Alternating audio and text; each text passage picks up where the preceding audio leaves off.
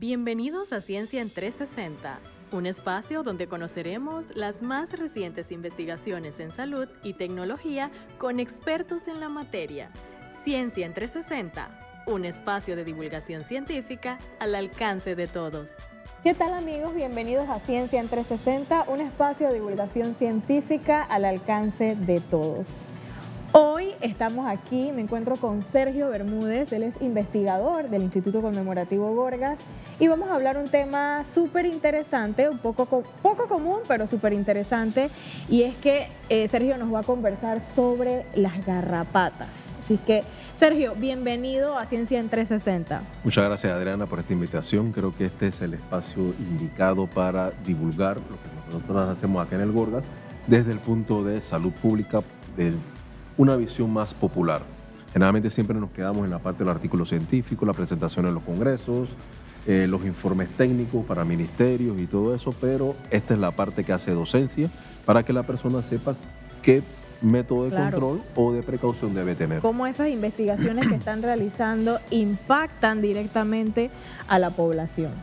Así que bueno, Sergio, para entrar en materia, me gustaría que me cuentes un poco ¿qué es una garrapata? O sea, ¿cómo podemos clasificarlo? Si estamos hablando de un artrópodo, de un insecto, un ácaro, ¿de qué estamos hablando cuando hablamos de una garrapata? Sí, dijiste tres nombres: artrópodos, insectos, ácaros. Sí, las garrapatas entran dentro de lo que son artrópodos, organismos que no tienen esqueleto interno, sino externo, que las piezas son articuladas. Y nos vamos al otro extremo que dijiste ácaros. Sí, las garrapatas son ácaros, pero no son insectos. Los insectos son artrópodos y el artrópodo tiene muchos grupos. Tiene los crustáceos, tiene los miriápodos, los 100 pies, 1000 pies y todo esto. Tiene los arácnidos y entre los arácnidos están las garrapatas. Es decir, las garrapatas son primos hermanos, por decir algo, bastante lejanos de lo que vendrán siendo escorpiones, de lo que vendrán siendo arañas y otros grupos de arácnidos que son menos conocidos. Y dentro de los ácaros están las garrapatas. Así que ¿qué los diferencia de los insectos? Los insectos básicamente son cabeza, tórax, abdomen. En la cabeza está todo lo que vendría siendo la parte neuronal, los ojos, las piezas bucales, las antenas. En el tórax de los insectos están las alas, que pueden ser funcionales o pueden ser vestigiales, y están 3 pares de patas. Y en el abdomen, obviamente, todo lo que vendría siendo digestivo y reproductivo. Mientras que dentro de los arácnidos, el cuerpo se divide de diferentes formas. En el caso de las arañas, cefalotórax y abdomen. En el caso de los ácaros, vendría siendo casi exclusivamente las garrapatas, las piezas bucales en un atosoma, y el resto del cuerpo, como si fuera una amalgama, que es el idiosoma, donde están las patas, que son las que le funcionan para caminar. Las garrapatas no tienen alas, eso es exclusivamente los insectos. Así que sí, las garrapatas son ácaros, arácnidos, artrópodos. Ok, en esa misma línea se me viene una pregunta a la cabeza y es la garrapata, cuando hablamos de que tenemos una picadura de garrapata, a ver, ¿la garrapata te pica o te muerde? Esa es la pregunta que siempre nos va a ser difícil de contestar. Sí, muy difícil de contestar porque realmente tiene unas estructuras que sí funcionan para romper la piel, en la cual no hay unas mandíbulas como tal, como si fueran unas tenazas que rompan, que sería como lo de morder. No hay ningún análogo con eso, sino que tienen una sierra, y esas sierras sí lo que hacen es que abren la piel, por lo cual parecería más una picadura que una mordedura. Sin embargo, la ventaja que tiene la gente que habla inglés es que todo se traduce con bite, y nosotros sí nos quedamos con eso, que o muerden o pican. Pican, claro. Yo pienso que se pueden utilizar ambas. Yo preferiría el término más picar que morder. Ok. ¿Cuántas especies de garrapatas podemos encontrar en Panamá y cuántas de ellas son consideradas de importancia para la salud pública? A ver, creo que en cada país la diversidad entre especies y especies de importancia médica se mantiene más o menos en el mismo número. Es bastante regular son eso. Hay garrapatas en todo el mundo. La gente solamente piensa que las garrapatas están en climas tropicales. No.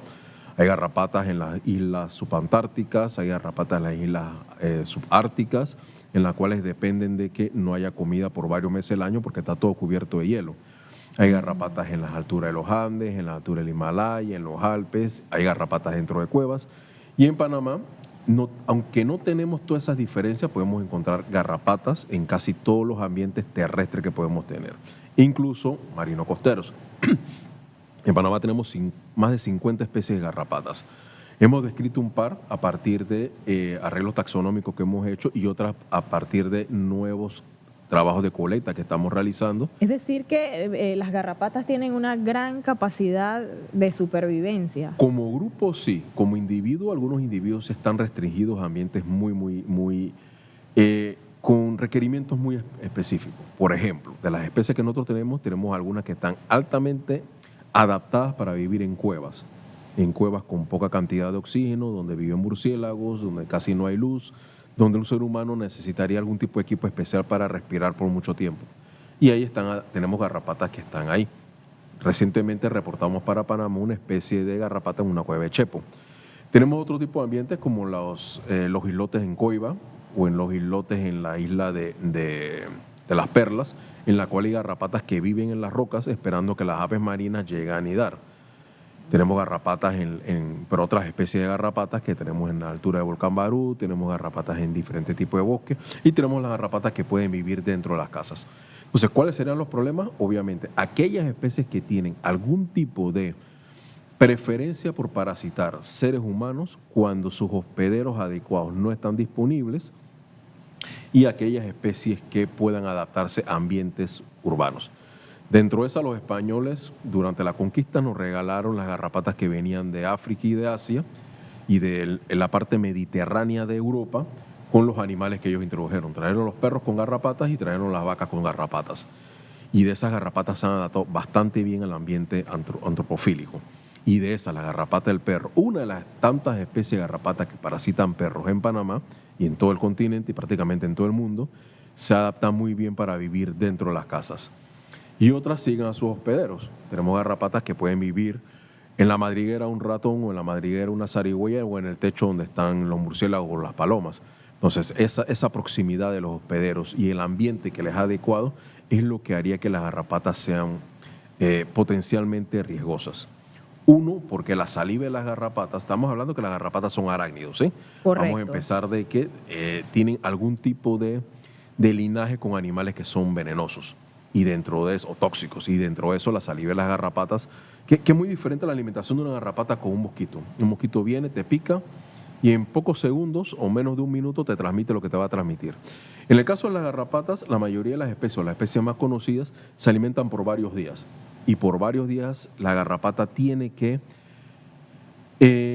destruir cualquier respuesta inmune inmediata que tenga el hospedero al momento de alimentarse. Entre eso, las garrapatas, dentro del cóctel de su saliva, tiene componentes que ayudan a que el hospedero, o sea, el vertebrado, ya sea el humano o el animal, no sienta la picadura o la mordida, no sienta que le están quitando sangre, el organismo no se defienda ante eso, el organismo no colapse los capilares, sino que los dilate para que se forme un charco de sangre y dale a alimentarse. Y eso por 7 días. O 5 días o 4 días. Tiene que tomarse su tiempo. Sí, la garrapata. No transmite enfermedad de manera inmediata. No transmite enfermedad de manera inmediata, salvo muy puntuales excepciones. Pasa igual en el caso de animales que de humanos. Sí, porque pasa entiendo igual. que también las garrapatas, tal vez la sangre humana no es su... no es su preferencia, pero sí, se han reportado casos de garrapatas picando humanos. Sí, ¿no? ahí viene la cuestión, ¿no? Por un lado, la misma saliva de la garrapata puede tener un efecto nocivo sobre la piel del humano o sobre los sistemas del humano. Hay una garrapata, por lo menos esas que encontramos en los islotes, hay un grupo de esas garrapatas que pueden causar gangrena por la picada, porque el efecto de la saliva sí tiene un componente que destruye tejidos. Por otro lado, cuando las garrapatas están muy, muy llenas, pueden utilizar ciertos componentes que tienen un efecto neurotóxico y ese efecto neurotóxico puede causar parálisis. Eso solamente con la saliva de las garrapatas. La otra cara de la moneda vendría siendo la transmisión de patógenos. Y ahí sí, a pesar de que los mosquitos son mejores vectores desde el punto de vista que se alimentan por corto tiempo y en ese corto tiempo pueden transmitir en lo que vayan a transmitir, las garrapatas tienen mayor asociaciones con patógenos, pero el tiempo de alimentación y el tiempo de inoculación de esos patógenos es mucho más largo. Pero pueden transmitir varias cosas. Una sola especie, un solo individuo, mejor dicho, un individuo de una misma especie puede transmitir varias cosas a la vez. En un mosquito no se da eso. Y puede transmitir desde un virus, un parásito y diferentes grupos de bacterias. O sea que su capacidad vectorial... No sabemos cuál es peor. No sabemos cuál es peor. Pienso que el mosquito, desde el punto de vista que ellos vuelan y se pueden alimentar varias veces. La garrapata. Y que transmite inmediatamente la enfermedad. Inmediatamente, sí.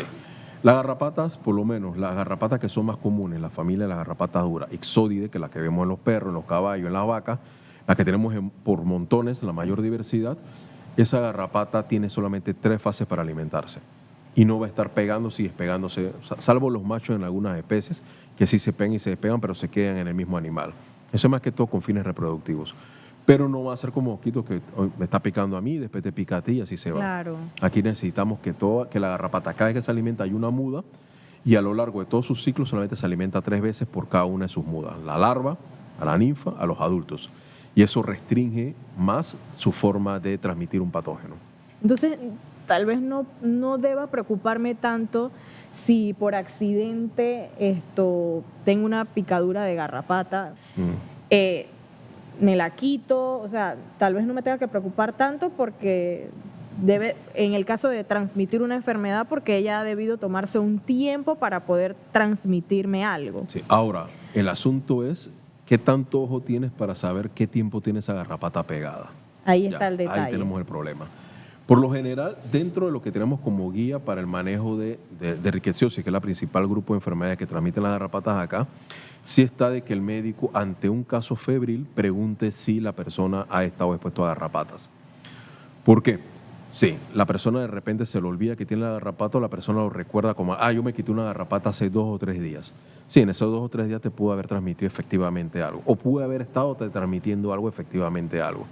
Entonces, sí es muy importante, porque de que te quitas la garrapata, si no has desarrollado síntomas en cierta cantidad de días, 2 o 3 semanas, eso no involucra que no te pueda haber causado algún tipo de daño. Hay enfermedades transmitidas por garrapatas cuyo tiempo de exposición al tiempo de la aparición de síntomas es mucho más largo. Y esa es la confusión que tenemos con algunos casos de Lyme. Cuando la persona de repente viene de Europa, viene de América del Norte, llega a Panamá, un mes después, piensa y le detectan Lyme, piensa que es un caso autóctono. No, no es un caso autóctono, sino que los síntomas se le comenzaron a manifestar acá, después de mucho tiempo que estuvo por allá. O sea, eso no es una norma, pero sí es un aspecto bastante importante a considerar. De las especies que tenemos relacionadas con los patógenos que conocemos aquí en Panamá, sí, los tiempos de exposición pueden estar regulados entre un par de días a una semana y media. En el caso de una de las enfermedades transmitidas por garrapatas suaves, una garrapata que vive dentro de las casas, hay picos de la enfermedad. La enfermedad se llama fiebre recurrente y eso tiene que ver con que la persona está expuesta, le da un episodio de fiebre, 2 o 3 días de fiebre, la persona queda en una fase de latencia y mientras que la bacteria va mudando algunas propiedades de su pared celular, empieza otro pico de fiebre. O sea, la persona puede tener 2 o 3 episodios de fiebre a lo largo de cierta cantidad de tiempo. Entonces, cuando se dieron los primeros casos, que realmente fue una de las primeras enfermedades investigadas en Panamá, estamos hablando de 1909, se pensaba que era un tipo de malaria por esos picos de fiebre y fases de latencia. Sin embargo, eran estas bacterias transmitidas por garrapatas que tenían ese tipo de comportamiento. No, y la similitud en los síntomas. Sí, la similitud. Ahora bien, estas garrapatas no se alimentan por días, salvo el estadio larval. Este grupo de garrapatas tiene varios estadios ninfales y los machos y las hembras, que pueden alimentar por 20 o 60 minutos. También es bastante, si lo comparamos con un mosquito que se alimenta, si acaso, por 1 minuto. También es bastante. Y eso sí, las picaduras son considerablemente más dolorosas y forman ampollas y diferentes tipos de reacciones en la piel. Ok. Entonces, en ese sentido también, ¿me puedes mencionar cuáles son las principales enfermedades que son transmitidas por garrapatas? Sí. Ahí te contesto la otra parte de la pregunta que me hiciste. De todas las especies que tenemos, 50, los principales vectores dentro de la garrapata, que son como no, hay muchas especies de garrapatas que parasitan humanos. Sin embargo, de esas que puedan transmitir algo o que puedan ser un riesgo, estaríamos hablando de menos de 5. Tenemos la principal enfermedad transmitida por garrapatas, posiblemente en el mundo por la cantidad de muertes que pueden darse, si el caso no es tratado a tiempo, es la fiebre manchada por Rickettsia rickettsii, la Rocky Mountain Spotted Fever o la fiebre brasileña maculosa. Tiene diferentes nombres a lo largo de todo el continente y es transmitida por varias especies, varios géneros de garrapatas. En el caso de Panamá, una es la garrapata que trajeron los españoles con los perros infectados del Viejo Mundo, que aparentemente esta garrapata se adaptó muy bien a este patógeno. Las dos variantes de esta especie, una especie que vino de la cuenca del Mediterráneo y que se estableció por cuestiones climáticas en el norte de México, sur de Estados Unidos y en el cono sur de América del Sur, clima templado, y las variantes africanas que vinieron y se adaptaron para... Que se adapta todavía mejor porque... A nuestro clima, sí. Porque según te escucho, pues la garrapata, una de sus características es que se adapta muy bien. O depende sí, de la especie. Dependiendo de la especie, sí, depende de la especie. Entonces, por lo menos esta se adaptó muy bien al patógeno, que el patógeno incluso puede causar la muerte de las garrapatas. Entonces, esa enfermedad es la principal que tenemos aquí en Panamá, transmitida por dos especies de garrapata en varios escenarios ecológicos. La parte urbana, que ya la hemos visto en casos fatales acá, y la parte rural, que es lo que más se ve, la más común, y casos muy particulares en la cuenca del Canal, asociada por la misma especie de garrapata que encontramos en los caballos que se han adaptado. Otras están las erliquiosis, que son las garrapatas a través de garrapatas de perros, las anaplasmosis o las erliquiosis que se transmiten por otras especies de garrapatas a los bovinos y la que se le transmite a los caballos por otra especie de garrapatas. Así que tenemos varios patógenos que causan enfermedades, tanto animales como humanos, que pueden ser monitoreados a lo largo de toda la geografía del país, en diferentes condiciones ecológicas y a lo largo de distintas especies. Y dentro de eso, Panamá es el único país de la región en la cual se ha reportado parálisis causada por garrapatas. Y como te decía, ahí dentro del componente de la saliva de la garrapata, al final de la alimentación, cuando las garrapatas están hinchadas, segrega una neurotoxina que interfiere con el movimiento, con la transmisión nerviosa. Y eso puede causar parálisis, puede causar la muerte si no se estirpa a tiempo. Y Panamá es el único país que tiene ese reportado en seres humanos. Reportado, pero en seres humanos. Probablemente ha habido otros casos en otros países de la región y se desconoce. Conozco gente, colegas y amigos que trabajan en otros países, que en animales en laboratorio han visto el fenómeno. Pero a falta de hacer algún tipo de examen que pueda rastrear la neurotoxina en la sangre de estos animales, le ha sido complicado divulgarlo. Ok. Sergio, cuéntame un poco qué cantidad de casos tenemos reportados por picadura de garrapata en Panamá y cuántos de ellos han sido mortales. Sí. Me imagino que la pregunta es en base a humanos, ¿no? Porque si hablamos de animales, es un dolor de cabeza aparte. En el caso de los animales, no tenemos una casuística, no se maneja bien el concepto de trabajar una sola salud, empezando por ahí. Los veterinarios reportan de forma clínica o por tratamiento las enfermedades, pero los síntomas entre una erliquiosis, una rickettsiosis o una anaplasmosis pueden ser muy similares. Entonces, toda esta la transmiten las garrapatas. Entonces, generalmente, cualquier enfermedad que tenga un cuadro hemorrágico con ciertas características clínicas, los médicos veterinarios sí pueden diagnosticarla como erliquiosis, porque a veces los propietarios no quieren pagar las pruebas o no pueden pagar las pruebas. Claro. A veces no es una cuestión de descuido, sino de que o pago $40 para una prueba o esto va a ser el sustento para mis hijos ir a la escuela y cuestiones como esa, ¿no? O la gasolina del carro. Entonces, esas prioridades son un poco complicadas. ¿Estas características clínicas de las cuales me hablas son iguales en animales y en humanos o varían? Varían en las presentaciones. Por ejemplo, en la anaplasmosis canina tiene algunas diferencias con la erliquiosis canina. Pueden ser transmitidas por la misma especie de garrapata. Y sabemos que la rickettsiosis, por Rickettsia rickettsii, causa síntomas un poco más similares a lo que vendría siendo una erliquiosis. Ahora bien, mientras que la erliquia se comporta como un parásito, no es un parásito, sino que se comporta como un parásito de células rojas, células de la sangre, y puede afectar la médula y ser de forma crónica, las riquecias afectan el epitelio, ya sea de los vasos sanguíneos y los órganos, y lo que causa son fallas. Entonces, desde el punto de vista clínico hay diferencias, se hace un hemograma, podemos ver alguna diferencia más más reales, pero de repente lo que se ve como signo, lo que el propietario del animal ve en el animal podría ser muy similar. Decaimiento, el animal pierde peso, el animal no está letárgico, puede presentar manchitas de sangre y cuestiones como esas que pueden ser signos de varias cosas. Ya el médico tendría que describir. Pero como le digo, ¿no? A falta de un diagnóstico diferencial, entonces se tiene toda esta amalgama de cuestiones que posiblemente estemos encubriendo otras enfermedades bajo un mismo nombre. Y eso mismo ocurre con las vacas y puede ocurrir con los caballos. En el caso de los humanos, ya por cuestiones de notificación obligatoria, sí es necesario que se llegue al final de algo. Generalmente cuando llega un paciente con un caso febril, los médicos lo que van a pensar es lo más común que hay, dengue, algún tipo de enfermedad transmitida por un mosquito o cualquier otra cosa. Y después piensan en estas enfermedades. En el caso de la riquetsiosis, sí, se necesita un diagnóstico rápido.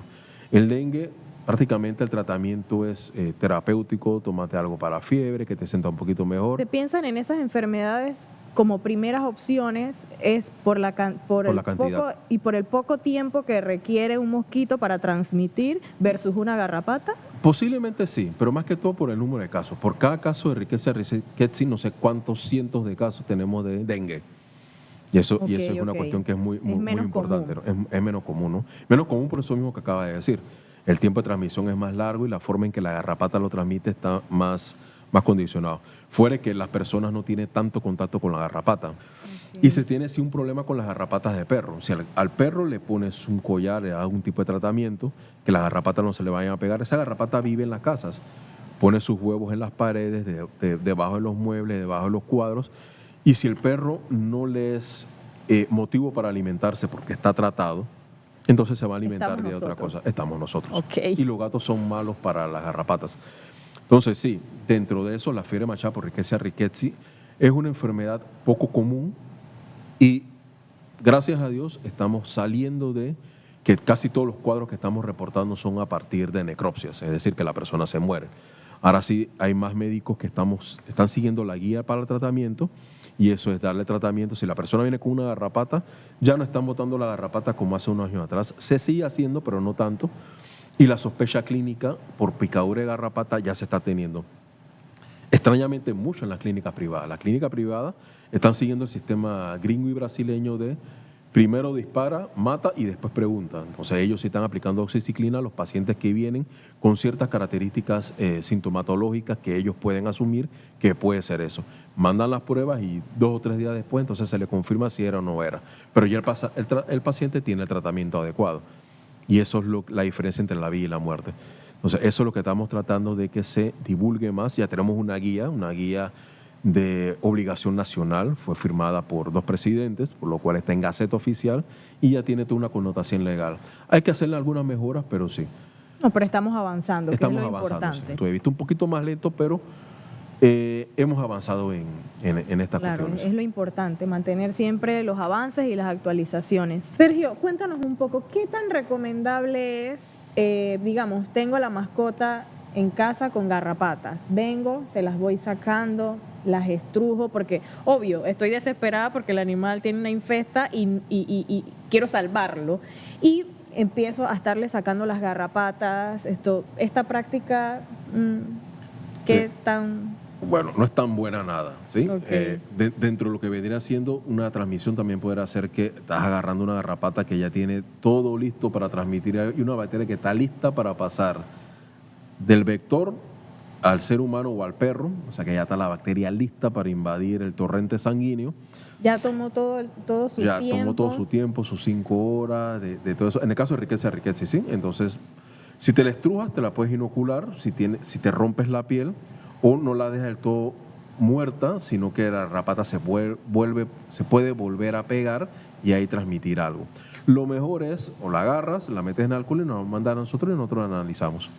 Eso será lo mejor que podrían hacer. Tomar la garrapata, la metes en alcohol, meterla en alcohol y traerla al Instituto Conmemorativo Gorgas. Sí. Y si tiene síntomas, eso nos sirve también para hacer un análisis que le podemos hacer a la garrapata que sea menos invasivo que lo que le va a hacer el médico en el hospital, que sería una biopsia. Excelente. Sergio, ya para cerrar, Cuéntanos un poco recomendaciones a la población en caso de verse afectado por la picadura de una garrapata. Estamos hablando de humanos, en humanos. ¿Qué debo hacer? Me picó una garrapata, ¿qué hago?